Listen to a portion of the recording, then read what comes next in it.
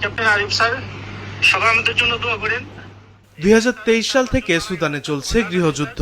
ISPR এর তথ্য মতে সুদানের আবেই অঞ্চলে জাতিসংঘের অন্তর্বর্তীকালীন নিরাপত্তা বাহিনীর মিশনে বাংলাদেশের ৫০২ জন সামরিক সদস্য কর্মরত রয়েছেন। গেল শনিবার ওই এলাকায় জাতিসংঘের ঘাঁটিতে সন্ত্রাসী হামলায় ৬ বাংলাদেশি শান্তিরক্ষী নিহত ও ৮ জন আহত হন।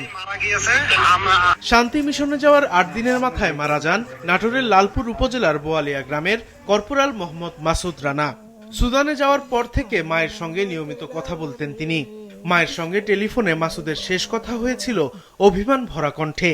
এখন আর মাসুদ অভিমান করবে না, তাই শোকে স্তব্ধ তার বাবা মা, স্ত্রী ও ৮ বছরের মেয়ে। তুমি ফোন ধরো না কেন? তুমি বাবা আমি জানি ফোন ধরবো কি করে, তুমি একটু ফোনও দাও না। আমার ফোনেতে কিন্তু বাপ ফোন যাবি, আমার ছোট ফোন তো কথা যাবে না, ঠিক আছে, তারপরে তো তুমি একটু বড় ফোন একদিন ফোন দেবে না। তো কখন দিন ফোন দিয়েছি, তুমি ফোন ধরছো না। টানা তৃতীয়বার অর্জন করেছে দেশের সেরা সুপার ব্র্যান্ড স্বীকৃতি বসুন্ধরা টিস্যু। সন্ত্রাসী হামলায় নিহত হয়েছেন কুড়িগ্রামের রাজাহাট উপজেলার ছাট মাধাই গ্রামের সৈনিক শান্ত মণ্ডল ও উলিপুর উপজেলার উত্তর পাণ্ডুল গ্রামের সৈনিক মোহাম্মদ মমিনুল ইসলাম। পেশাগত দায়িত্ব পালনকালে মৃত্যু হওয়ায় তাদের পরিবার গর্বিত। তবে প্রিয়জনকে হারিয়ে চোখের পানি নিয়ন্ত্রণ করতে পারছেন না তারা। শেষবারের মতো মরদেহ এক নজর দেখার আকুতি তাদের। হুকুম মানার মধ্যেই কামিয়াব হয়ে গেছেন। এই জন্য আমরা সবাই দোয়া করি ওনাকে যেন আমরা তাড়াতাড়ি আমরা যে ফেরত পাইতে পারি।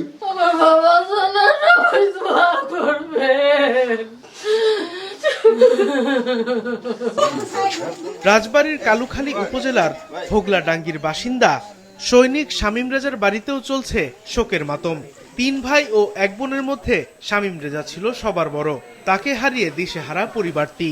১৭ তারিখ সম্ভবত আসার সম্ভাবনা রয়েছে, কিন্তু এখনো ব্যাপারটি চূড়ান্ত হয়নি। আশা করি আমরা কালকের মধ্যে আসলে চূড়ান্ত বা ফাইনাল তথ্য পেয়ে যাবে যে কখন মরদেহ দেশে আসতে পারে।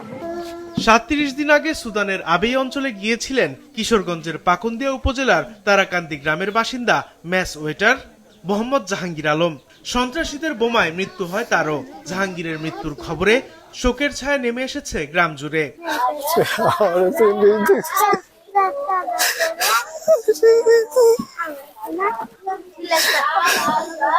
সেনাবাহিনীর পক্ষ থেকেই তারা যোগাযোগ করছে এবং তারা যত তাড়াতাড়ি সম্ভব আনা যায় সে ব্যবস্থা নিয়ে হচ্ছে এবং আমাকে তারা অবহিত করছে।